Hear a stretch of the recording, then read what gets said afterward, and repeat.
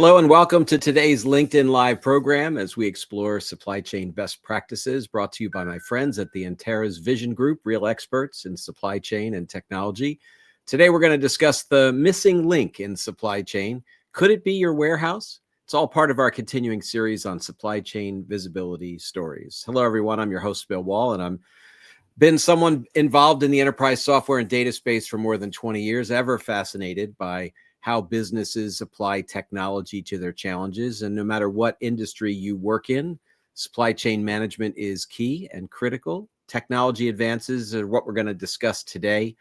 And now extending visibility deeper and deeper into the supply chain, how it impacts collaboration with your customers, your partners, and all of the new capabilities. I've been fortunate to cover the latest in technology topics and how it's deployed to address these critical issues out at the edge and into core ERP solutions. Continues to amaze me how best practices in supply chain have remained in the forefront even through all the years I've been involved in the IT industry. Today's conversation is also an interactive one. Thank you for those of you that have joined us through LinkedIn Live. I encourage you in the audience to participate. You can use the webinar platform to do a couple of things. Give us your name and title, where you're located, to get a sense of who's joining. And you can use that same comments area on the platform to submit questions as we go along. We'll try to address them during our time together. My best conversations about supply chain over the last couple of years have been with my friends at Axis, now part of the Antares Vision Group. It's always a pleasure to have with me a regular guest, Chief Strategy Officer John DiPalo. John, happy holidays. Good to have you on the program today. Bill, thank you very much. Happy holidays to you and to the audience. I've got my festive background going today. So I see that I have just a little bit of that going. It is wherever you are. I hope you're getting ready to celebrate the holidays. So, John, we've had a chance to have a number of conversations about supply chain over the last 24, 36 months. And in fact, for our audience, they're all available to play back through replay on the website. Visibility has always been a topic that has run as a common thread through all of our conversations. Why is visibility ever more important today? Yeah, the pace of business, that we're looking at across all of our industries that we deal with, now makes visibility a requirement, right? So the ability to see where things are, at any point in time. We always talk about kind of the Amazon effect, and that people are used to being able to see things and get status of orders and be able to understand where things are, and they're getting used to that. And the reality is that as we move deeper into the supply chain and trying to make sure that our customers are being serviced properly, the ability to have visibility of things immediately, all the way back through all of your systems, becomes key. So we really think about that, as a price of entry now for true supply chain transparency. I'm glad, though, that you mentioned Amazon, because it strikes me that for our topic today, e-commerce is one where people will say, okay, that's changed a lot about how companies work, irrespective of industries. But when we think about e-commerce, we think about companies setting up an awful lot of small, targeted, on-the-spot, seasonal, overflow. Think of the list of adjectives you can put on them. Small warehouse locations to address issues. This time of year, in the midst of the holiday rush, businesses of all types have got these storerooms full of goods that have to be shipped out quickly. So what's happening to visibility with all of these extra low sophisticated warehouses? What's that doing to supply chain visibility? Yeah, it's a great question. I mean, I think, if you look at, as an example, if you look at how Gartner classifies warehousing in kind of level 1 through level 5, 5 being the most sophisticated, highly automated, things that you would see as an Amazon, from an Amazon as an example, all the way down through 1, which are the type of warehouses or storage locations that you just described. And what we find is that all of our customers really have a lot of all of those different levels within their network.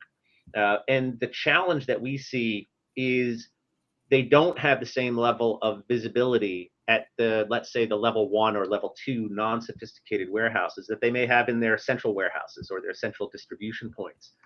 And that really starts to cause a problem, because at the end of the day, your customer doesn't really know what warehouse is serving them, right? They place an order, they expect it to be fulfilled, and they expect kind of that perfect order concept around on time, in full, with the right paperwork. And what we see is that a lot of the smaller warehouses don't have the same level of sophistication or automation or integration, that the larger ones have.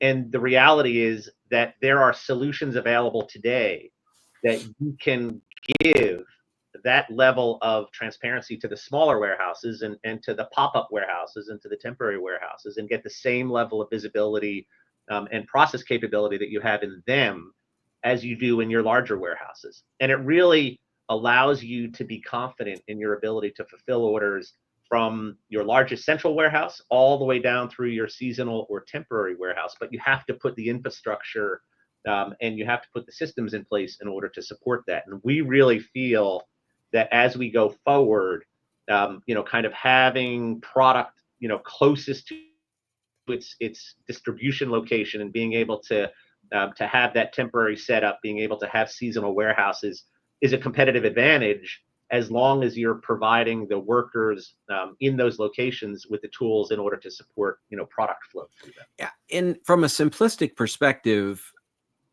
thinking about this even at the enterprise level, the supply chain's only as good as its weakest link, right? So if these level one warehouses, which can be as simple as, well, we put a tractor trailer in the lot because we just don't have the space right now for these products. That weak link is the thing that ultimately can start the wheels to come off in terms of understanding where product is and where it got quote unquote lost in the supply chain. Is that a way to think about it?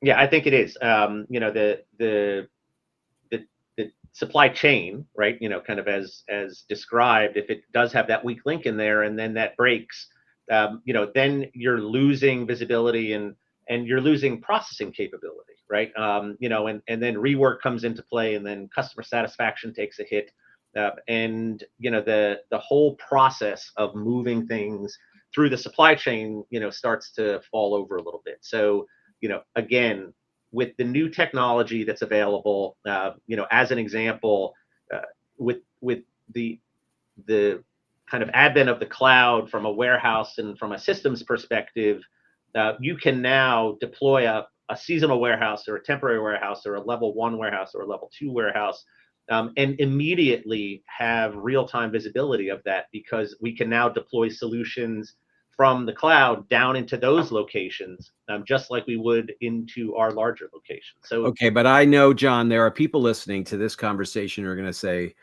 okay, I get it. I've got some level ones or some seasonals or some temporary storage locations, but I just went through a multi-month, very expensive WMS implementation at my level 5 automated warehouse. I can't afford to do that at all of these lower form factor warehouses. How do you respond to people who are worried that they've got to make the top shelf investment on a warehouse management system for these, even call them temporary or seasonal warehouses? What's the solution to that?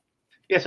So the way that we look at it is, if you have, your full-blown WMS running your highly sophisticated warehouses, with the way that we think about things and the solutions that we can bring to the table, we can give you equivalent functionality and equivalent visibility in a much lighter package, right? Mm-hmm. And it may be handheld, data collection solutions, maybe a very lightweight RFID solution plugged into a level one warehouse or a smaller warehouse, that at the end of the day transform the information that's being captured, and make it look like it's coming from your most sophisticated location. And that's the way that we think about things. So provide the right level of automation for the right solution, but make sure that kind of this edge data capture that needs to be done is being done in a rapid, repeatable way, and then it's just a matter of deploying the light infrastructure to those locations and making sure that you're able to consume that information.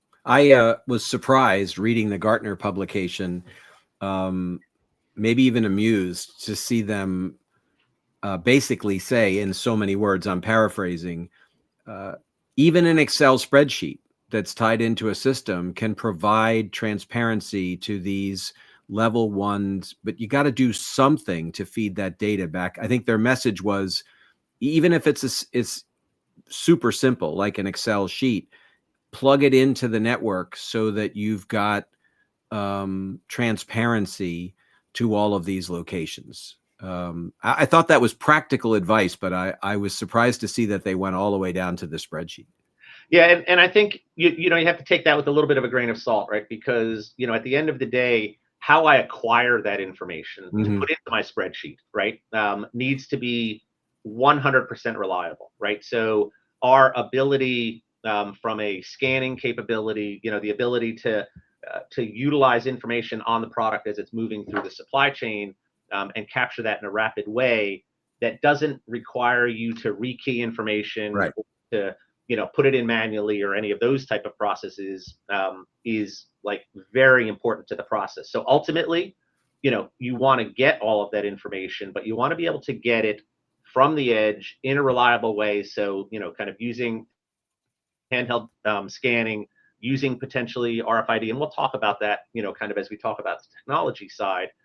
But it has to be something, that when you send that up into the ERP, you are 100% confident that the source information is the right information. But ultimately, from the edge, what we want is sort of real-time data. So even if you're at a variety of these various levels, as Gartner describes them, what you're looking for is real-time visibility. Correct. And the real-time visibility is key, because as you distribute more and more product out closer to the edge, and you have it in various places, you can no longer wait for those updates to be back into your system, because when you start to think about it, I have orders, as an example, coming in for that product. And if I don't know that that product has been distributed, if I don't know that, it's been allocated to customers or shipments and it's on its way, you kind of run into this available to promise issue, and you run into unknown back orders and inability to fulfill orders because I didn't get the information in a timely manner.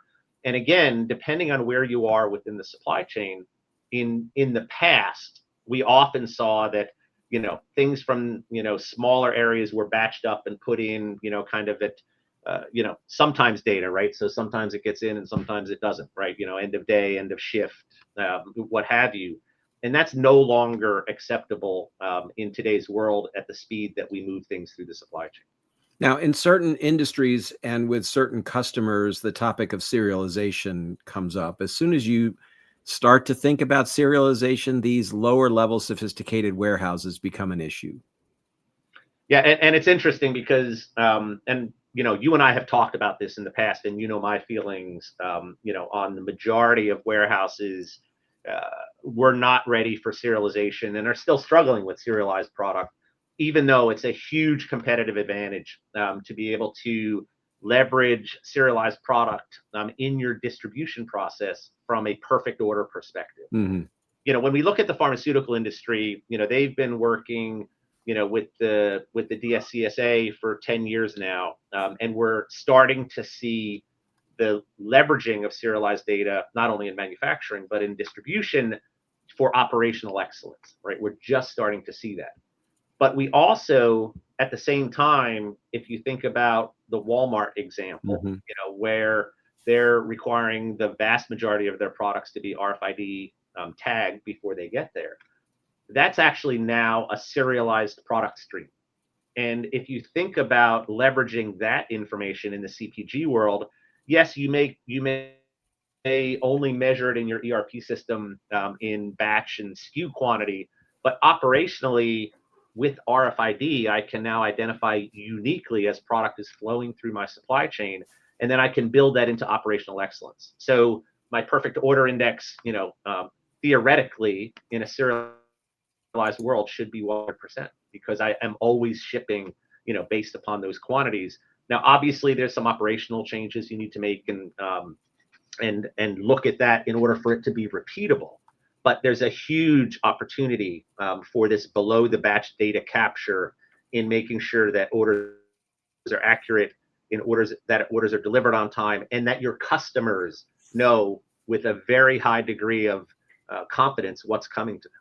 It's I'm glad this topic came up because I can see in the comments coming in lots of people out of the pharma industry who are supply chain professionals talking about serialization as a competitive advantage. We then think about the warehouse as a kind of portion of the sensor network, right? We always talk about sensors out at the edge. The warehouse becomes a component of that, given what you've talked about from a technology perspective. Correct. And the technology side of the warehouse, and for 30 years or 40 years, we've been utilizing barcode data collection as a way of making sure that the operational data that we capture is correct. Well, now with things like RFID and things like Bluetooth sensors and other technologies that are coming into the picture, we really should start to think about the multimodal capabilities that we now have from a technology perspective to combine all of that together. And the example being that maybe I pick at a SKU batch level quantity, but my verification when it goes out the door or is being packed happens at the RFID because we can automate that particular process. So this multimodal approach is important to embed in your thinking. Now, that doesn't mean you're going to import and you're going to go ahead and do that on day one, but you need to make sure that you're taking all of the technology capabilities into your thinking as you build out your supply network. It strikes me, though, as we talk about this topic, that many companies think about supply chain visibility within the so-called four walls of their environment. But as soon as you start to talk about warehouses of varying sophistication, you start to think about how do you bring in supply chain visibility from suppliers, from distributors, from co-packers. All of your partners need to be in this game if you're going to maintain visibility up and down the supply chain. 100% agree. This partner network or kind of partner management solutions where you can look to your suppliers to help you deliver what you need from a raw materials or an assembly perspective, out to third parties that are doing distribution on your behalf. The connectivity for all of that starts to become much more important, and the ability.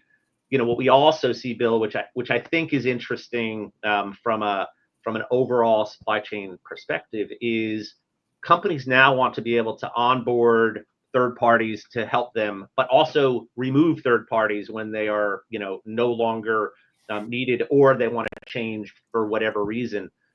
And what we've seen in the past is those networks being fairly static. And what we really want to get to is how can I dynamically adjust those based upon the needs of my business today. And again, looking forward into kind of cloud-based solutions that allow you to do that. It does give you a lot more flexibility. And then the other thing to think about, and a plug for my friends at GS1 and AIM Global around how do I speak the same language with those third parties in order to facilitate the transfer of information in a more reliable manner. So we could have a whole discussion around standards and standards management, but that needs to come into the picture as well. All of our conversations sort of weave together. I'm sitting here thinking about the impact of returnable assets, because when you've got all of these warehouse locations, some sophisticated, some not, the product carriers, pallets, spools, you name it, they're also stuck in these places. And that can be a real drain on cash and profitability because the returnable assets are caught up in this variety of warehouse locations, just like the primary product that they deliver. Right. And returnables, and we've had kind of a number of conversations that incorporated returnable assets and and how they play in the supply chain. And what we are looking at now is a much wider use of those returnable assets for a whole bunch of reasons. And what it has done is also introduce a lot of risk into the operation, of how do I distribute product, right? Because they tend to be an unmanaged asset, yet they're very important to the distribution, from manufacturing out through distribution and then to your customers and back again. So incorporating the tracking of returnable assets into your solution, just as you would track product, becomes very important, because at the end of the day, if we're managing that, then what my customer receives, is product in a much more predictable way, with higher quality, and less cost for them, because now I'm not shipping them cardboard or corrugate or any of the other things that I normally ship things in. And then I can build that loop. So using that returnable as a proxy for what is actually in it, so you can manage your supply chain better as it flows through your kind of through your manufacturing and distribution environment, really can make a big deal.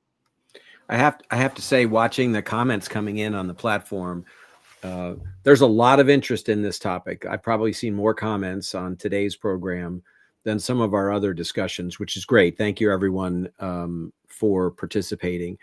As I think about what we've discussed, John, over the last 20 minutes or so, it strikes me that with so many different levels of sophistication, from fully automated warehouses at level 5 using the Gartner description, all the way down to a trailer in the parking lot as overflow at level 1. How does a supply chain leader then think about managing the variety of those environments?